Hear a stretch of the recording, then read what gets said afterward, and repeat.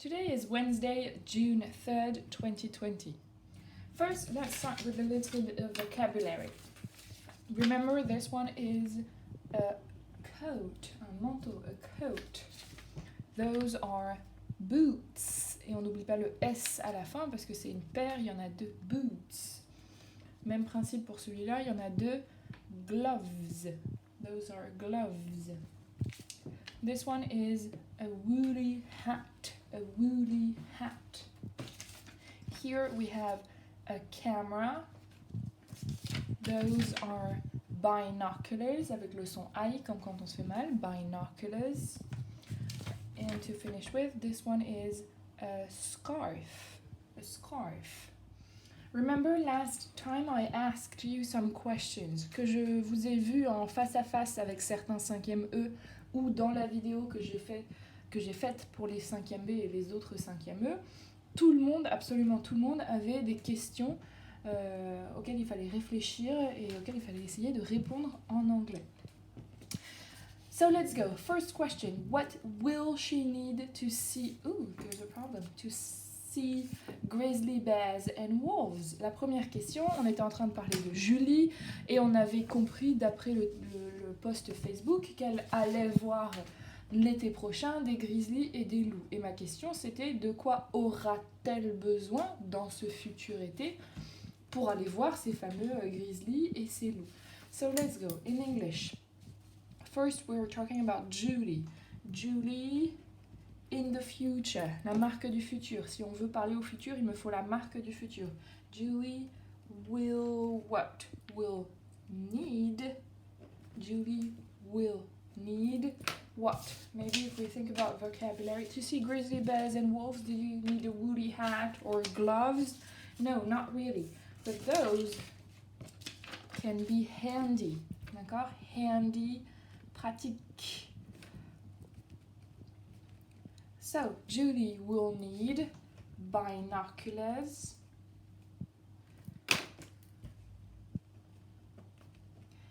and a camera. For what?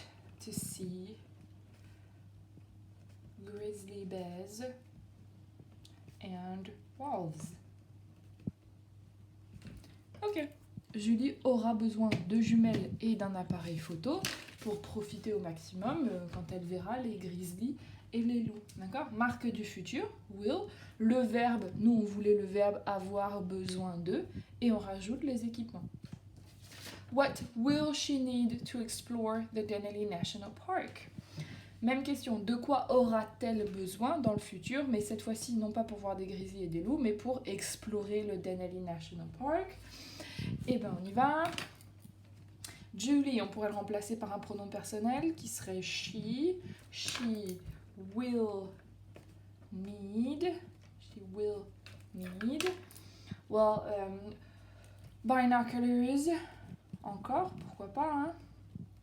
A camera. What else? Maybe. Well, this one is good. Boots.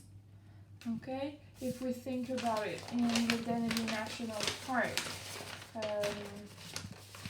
this one is a good idea. Boots and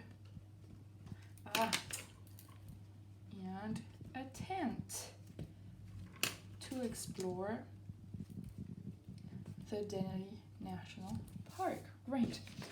What warm clothes will she need? Cette fois-ci, on parlait de vêtements chauds dont elle aura besoin dans le futur. Alors c'est parti. She, marque du futur. Will, le verbe qu'on utilise c'est need. Et on y va pour les vêtements chauds. She will need boots, a coat, a scarf, a woolly hat and gloves in the Denali National Park. Et j'avais rajouté une question à cette question qui était pourquoi? Pourquoi est-ce qu'à votre avis elle aura besoin de ces vêtements chauds? Si elle emporte des vêtements chauds, vous imaginez bien que le climat et la météo dans le Denali National Park n'est pas vraiment la même que celle dans le Grand Canyon. Alors on y va. À votre avis, She will need boots, a coat, a scarf, a woolly hat and gloves in the Denali National Park because... Et on y va pour l'expression de la météo dans le futur, parce que je vous rappelle que ce sera l'été prochain. It will be, expression de la météo au futur. It will be cold, snowy and windy. Great. What did she need in the Grand Canyon? Vous vous souvenez que the Grand Canyon, elle y était allée l'année dernière, donc dans le passé. Ce qui fait que cette fois-ci, on ne va plus parler au futur, mais bel et bien au passé que vous savez déjà utiliser. Alors c'est parti. She, ensuite, est-ce que cette fois-ci on va utiliser will? Non, parce que will c'est les marques du futur, on n'en a pas besoin. Nous on veut du passé. Le verbe que l'on cherche à utiliser c'est need. Need est un verbe régulier. Comment on fait pour mettre un verbe régulier au prétérit? On rajoute ed à la fin. She needed in the Grand Canyon, on en a parlé 1000 fois. She needed a cap, hiking shoes, a t-shirt, sunscreen, lots of water, etc., etc. Great. And to finish with, what activities was she able to do in the Grand Canyon? Cette fois-ci, je vous demandais quelles activités a-t-elle eu la possibilité de faire dans le Grand Canyon. Donc là, il fallait réutiliser le vocabulaire des activités et surtout, je vous avais dit que malheureusement, j'avais été obligée d'utiliser able to do, cette espèce d'expression pour exprimer la possibilité parce que can n'existe pas au prétérit.